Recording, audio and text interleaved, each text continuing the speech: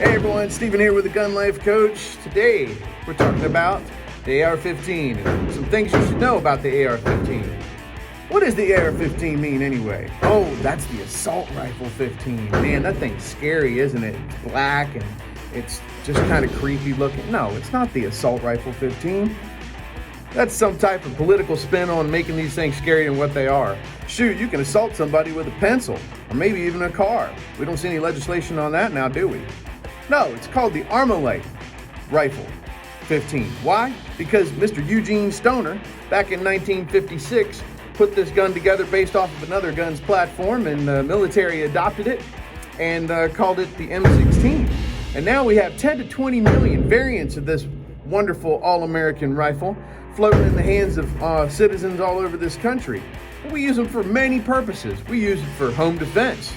We use it for hiking and hunting varmint and so many different types of competitions out there. So don't let the media fool you on it being called an assault rifle.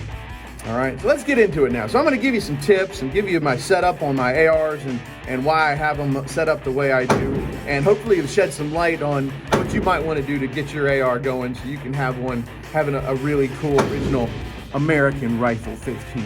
Yeah, here we go. So here's the first one right here. This is the one I teach a lot of the military with. This is the Daniel Defense, not Daniel Defense, Daniel Defense. Made by Marty and Cindy Daniels, which are great people. If you can get your hands on a Daniel Defense, I firmly recommend it. So this is the Mark 18. This is a short-barreled rifle. This is an NFA item. I got to have a tax stamp for this rifle. Notice it's got a real stock and it's less than 16 inches of the barrel. It's a 12-inch barrel about. And I put my Surefire suppressor on it, also an NFA item. You got to have your tax stamp for that as well. But this is a wonderful rifle. I've got thousands of rounds through it, and it's proven time and time again.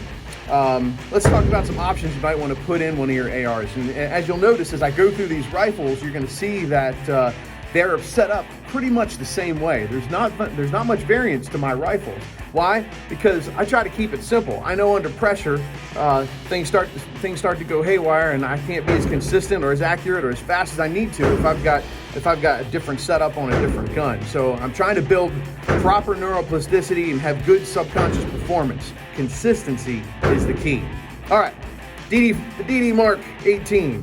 What did I do to it? Well, I'm a big fan of Timney triggers. I love Timney triggers. They're out of Phoenix, Arizona here. They've got great product, and this is one of my go-to triggers right here. So I put a Timney trigger in it. That would be an upgrade. Notice that I put some anti-walkout pin kit on my rifle so the pins don't walk out. Also a plus. I like Magpul when it comes to stocks and grips and accessories, and I also like BCM. You'll also look up a company by the name of Ergo. Ergo makes some great rubberized grips for your ARs, which is what I use also.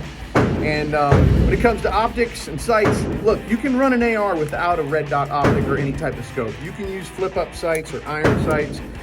Talk to your local gun shop about them. I'm using Magpul sights. If you look, all my sights with exception to one are going to be Magpuls, and I like the higher end product because they're metal and they last and they don't move, and that's just what I like. You know, you can find something else you like, I'm sure it'll work as long as it's made by a decent manufacturer. What optic did I put on it? I put an Aimpoint T1, another one of my go-to favorites. In fact, I've got 4 Aimpoints on my rifles here. This is my optic mount, and I've got a couple of the same on here. SLR is another good company. So this is my DD Mark 18, and I've got a Surefire suppressor on it. My strap is set up. It's a Viking Tactics strap, and this is a really old one. I'm sure they make a little wider ones now. Magpul is a good strap, and Viking Tactics is the other one that I use. And we're going to run some rounds downrange. This one's going to be a little quieter because I've got it suppressed, although I am indoors.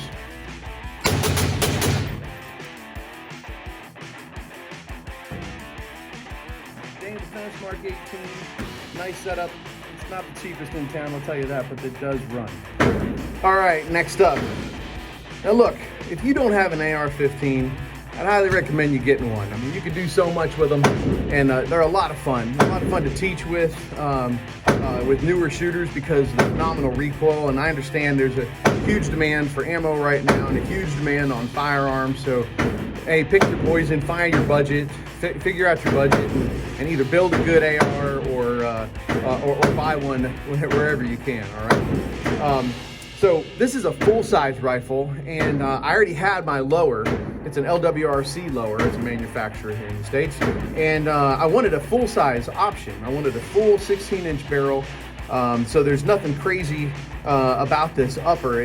But it's a good, solid upper. It's a good barrel. My buddy Brian, and check him out at Talking Guns. He helped put this together for me.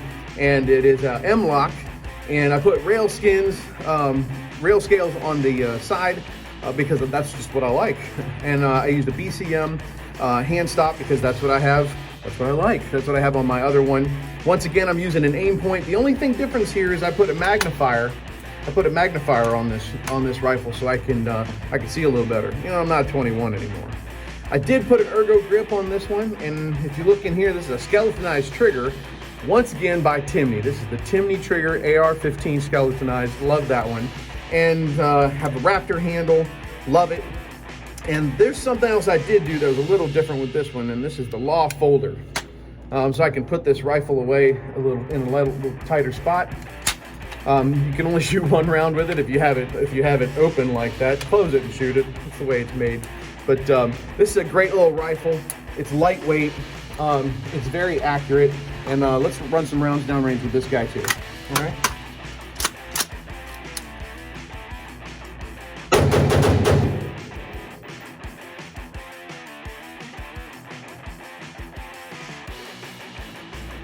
Okay, last but not least, I don't know if you know this or not, but AR-15s come in many calibers. You can get them in 9mm, 5.56, 243, 6.5 Creedmoor, 308, 7.62x51, 300 blackout. Cool little caliber here. This is my go-to for home defense, and it's my smallest AR platform that I have. It's also an AR-15 pistol setup.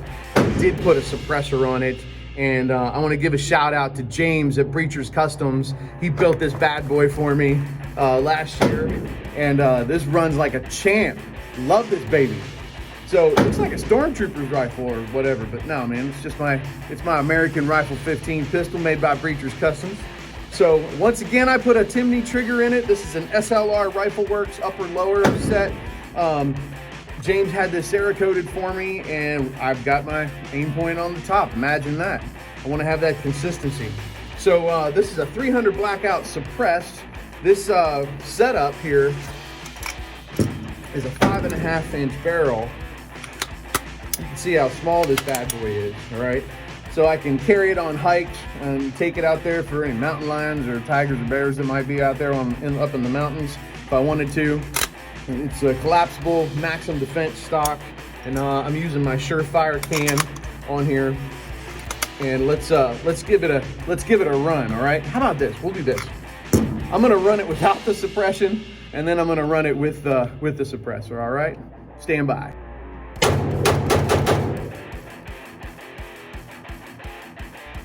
All right, that was kind of loud, wasn't it? So let's run it with the suppressor.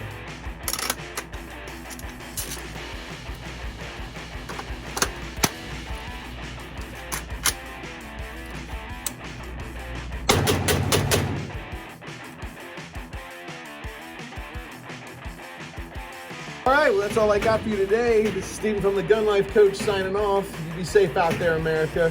Make sure you get some training. Go to a good gun range. Protect yourself, protect your family. Grab an AR. Big shout out to Ted's out here in Queen Creek, Arizona. Stay safe, America. We need you.